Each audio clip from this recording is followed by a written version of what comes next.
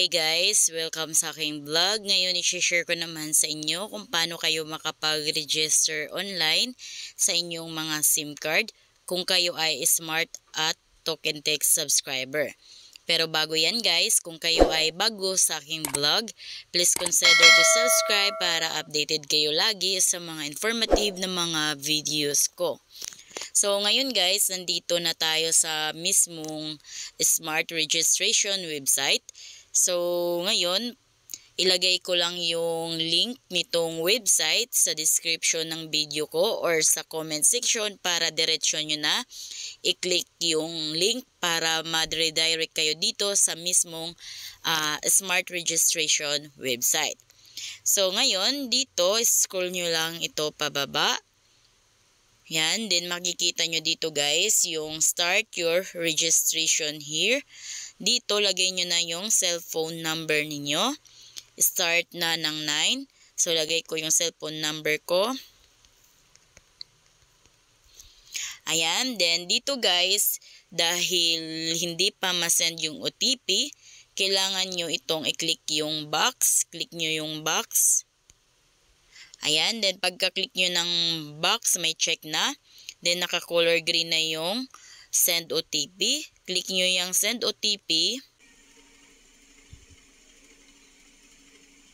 Ayan guys, nag-send na yan ng OTP. Ngayon, hintayin natin yung OTP code.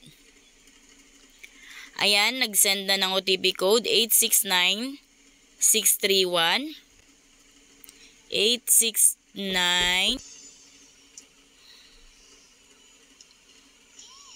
Then, ayan guys, success. Click OK. Ito guys, sobrang bagal ng system ni Smart ngayon dahil siguro sabay-sabay ang mga tao nag-register ngayon.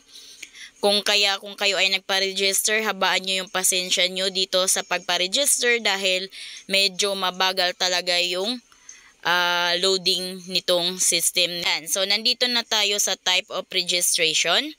Dito, click nyo lang ito para mamili tayo ng klaseng registration.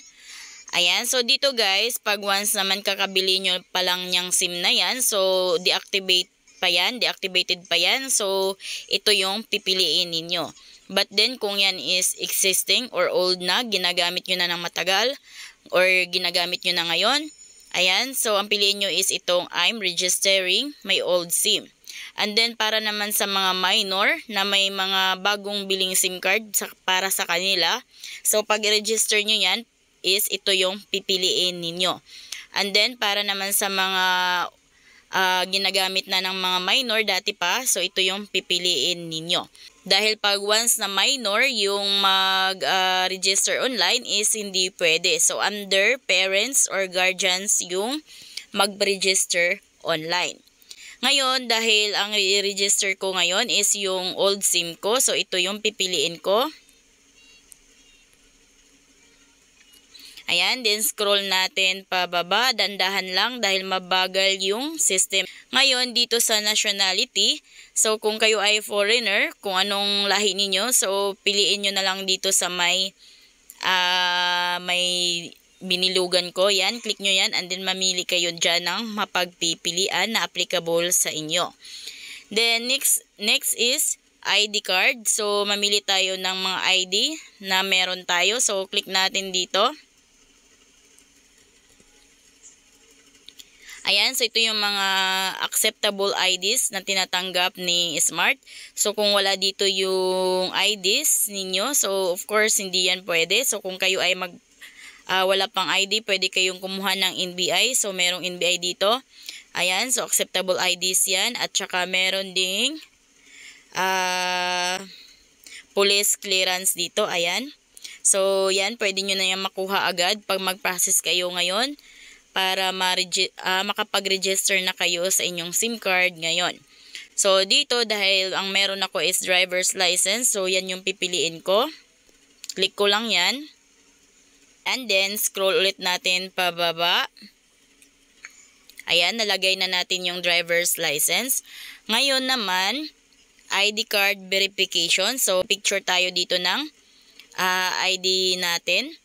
So, take note kung anong ID card yung pinili ninyo. Nakalagay driver's license. So, driver's license yung pipicturan nyo dito. Ngayon, click natin yung take a photo. Then, allow nyo lang guys. Then, click submit. Then guys, blurred daw, kaya picturean natin ulit. So, hindi pwede yung blurred. So, dapat dito yung mga details is readable. Ngayon, click submit. Then, dito naman, scan face.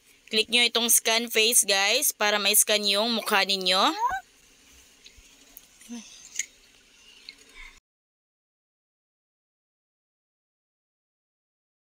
Next is ID card number. Diyan sa ID card number guys, ilagay nyo yung driver's license number ninyo. Then next is first name, kung anong pangalan ninyo. Middle name, kung ano yung middle name ninyo. Next is kung wala kayong middle name, so lagyan nyo ng check yung box. Click nyo yung may box. Then sa last name naman, lagay nyo yung apelyido ninyo. Next is birthday. So, una, dito sa month, click nyo lang yan, then date, then year. Next is sex, kung anong gender nyo. So, click nyo lang yung please select, then pili kayo kung male or female kayo. Then, dito naman sa address information, ito ang mga dapat nyo pipilapan, house or lot number, street ninyo, village or subdivision, unit or floor, at saka yung building. Dito guys, sa province, dahil may mga asterisk na tong province, city or municipality, barangay, zip code, so ito ay kailangan may fill up. Ayan, so may asterisk na naka-color red, ibig sabihin, hindi pwedeng naka-blank lang yan or hindi nyo lagyan. So dapat may nakalagay dyan dahil may nakalagay na asterisk na color red, so ibig sabihin, required yang pipil upan. So, dito sa zip code, kung hindi nyo alam yung zip code ninyo, punta lang kayo sa Google search ng cellphone ninyo. Open natin. And dito guys, andito na tayo sa Google search. Click nyo lang yan.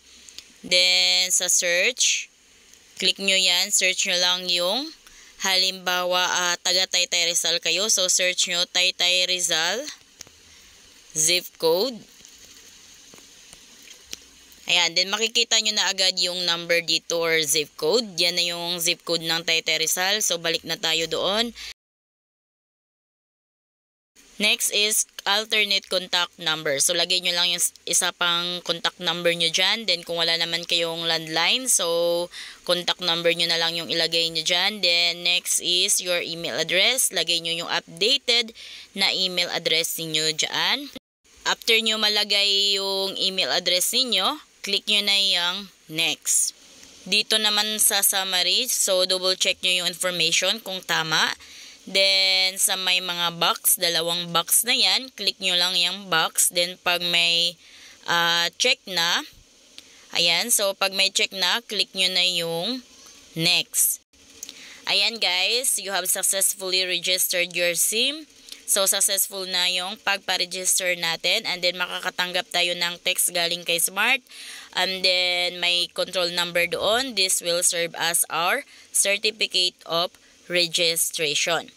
Then, ngayon, dahil successful na tayo, pwede na tayong makapag-register pa ng ibang Smart or token index number. Kahit ilan pa yan, basta ipa-register natin yan.